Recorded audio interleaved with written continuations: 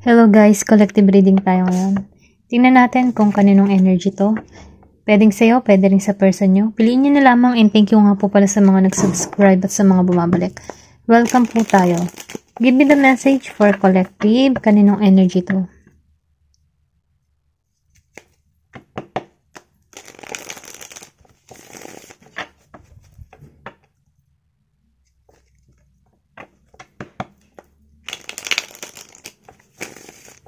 Give me the message for collective. Kaninong energy to?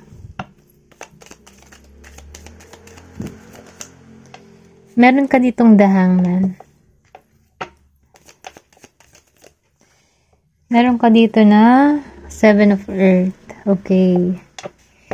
Napipil ko dito, no, na meron ditong pag-aani ng tagumpay. Ito lang nakikita ko. Three of Earth. Give me the message. Meron ditong Five of Air. Okay?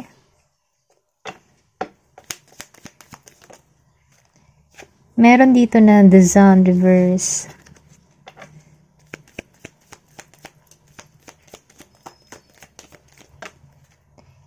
Temperance. King of Earth. And Four of Fire. Meron dito, nakikita ko na Taurus, Virgo, and Capricorn. Meron din ako nakikita dito na Gemini, Aquarius, and Libra. And Aries, Leo, Sagittarius. Okay? Ito lang yung nakikita ko dito. Pero ganun pa man anong energy yung binabasa natin dito. Dahil lumabas si The Hangman Reverse, nafe-feel ko dito na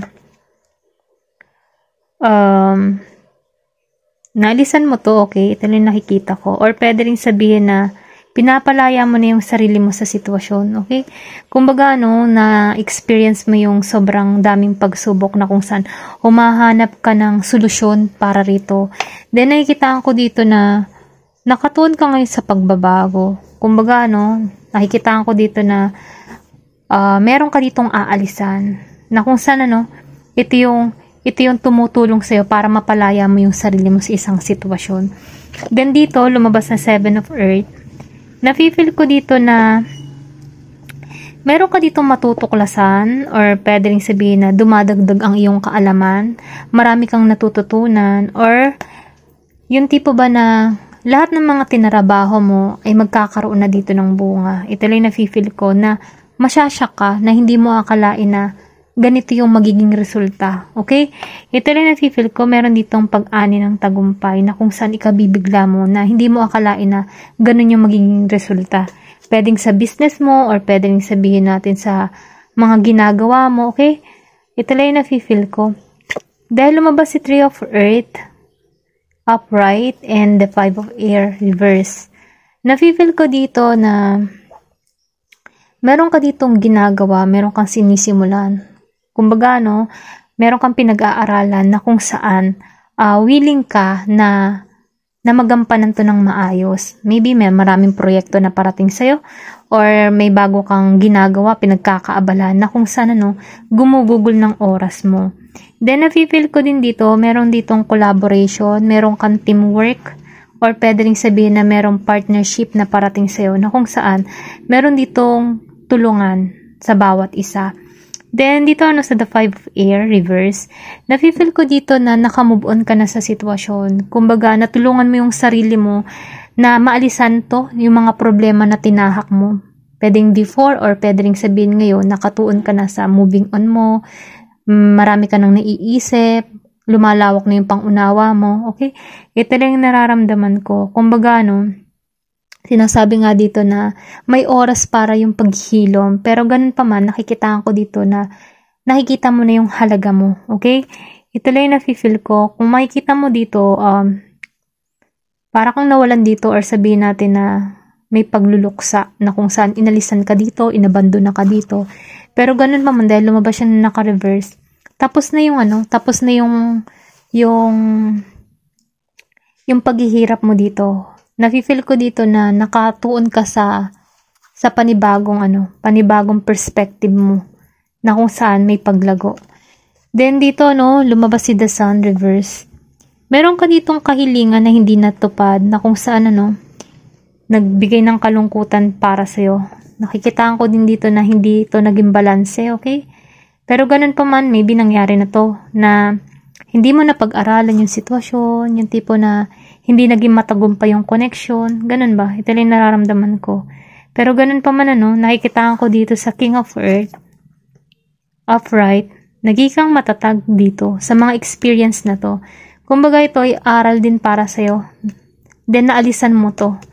Then nakikitaan ko dito na dito sa King of Swords, natuto ka ditong ikat yung mga bagay na hindi na makakabuti para sa'yo. Kumbaga before hindi mo ginagamitan ng intuition, hindi ka nagiging advance mag-isip, ganun ba? Pero ganun pa man dito sa King of Earth, dahil lumabas siya ng naka-upright, marami kang natutunan na kung saan nagpapaunlad sa'yo. Kasi kung makikita mo, ang daming pusa. So, ibig sabihin, malakas na yung intuition mo. Malakas yung kutob mo. Nagiging kang, bago ka gumawa ng hakbang, pinaplano mo. Kasi nakikitaan ko din dito na may susi. So, ibig sabihin, ikaw din yung susi na nagbukas or ikaw yung susi upang maalisan tong mga bagay na nagpahirap sa'yo before, na kung saan ano, nagiging kang stable dito. Malakas yung Taurus, kumbaga naalisan mo to. Then dito, no, sa 4 of Fire, reverse. Nafe-feel ko dito, no, na meron ditong, kumbaga, meron ditong betrayal na nangyari. Maybe may third party, or pwede rin sabihin na, nahuli mo yung person mo. Ito lang yung nakikita ko. Pero ganun pa man, ano, meron ditong connection na hindi naging maayos, hindi naging matagumpay. Kumbaga, nagtitinginan na lang sila, pero hindi na sila magkasama. Ganon. Pero nandun pa rin yung ano, yung tinginan ng bawat isa. Kaya lang, magkaiba na sila ng landas na tinatahak. Ganon. Ganon yung nararamdaman ko dito. Tingnan pa natin. Give me the message for collective. Anong mensahe para sa'yo?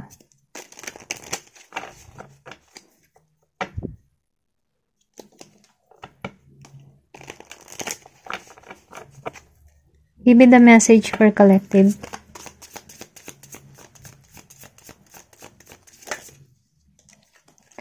Meron ditong nostalgia. Focus on the here and now. Sinasabihan ka dito na mag-focus ka kung ano yung gusto mong mangyari. Kung ano man yung pinapangarap mo, dun ka mag-focus.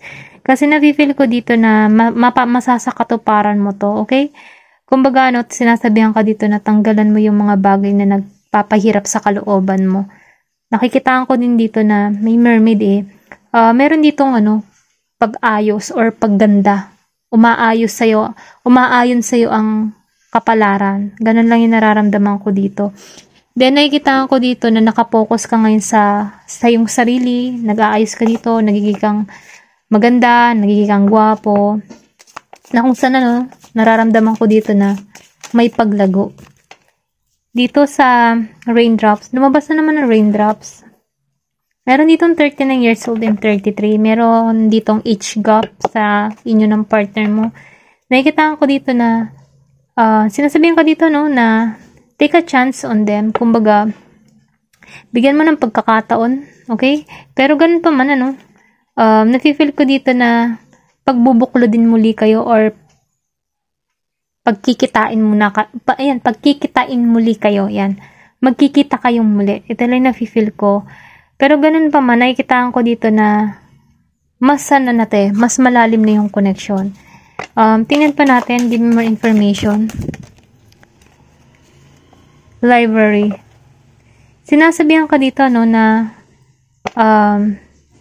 take control your own narratives. Kumbaga, no, ikaw yung maging control sa buhay mo.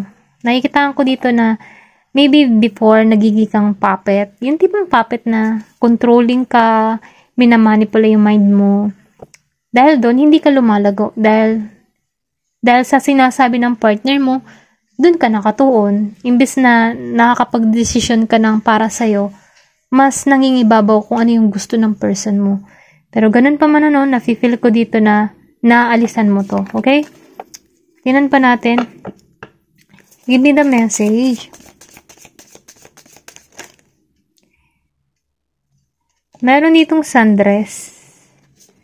And then, Lioness, Evil Queen, and Lighthouse. Nafe-feel ko dito na hindi ka na nag-aalinlangan para sa iyong sarili. Nalaman mo dito yung halaga mo, okay? Nafe-feel ko din dito na marami kang natuklasan, nagkaroon ka ng kaliwanagan, then na-clear mo yung energy mo, then nafe-feel ko din dito na may mensaheng parating sa'yo, okay?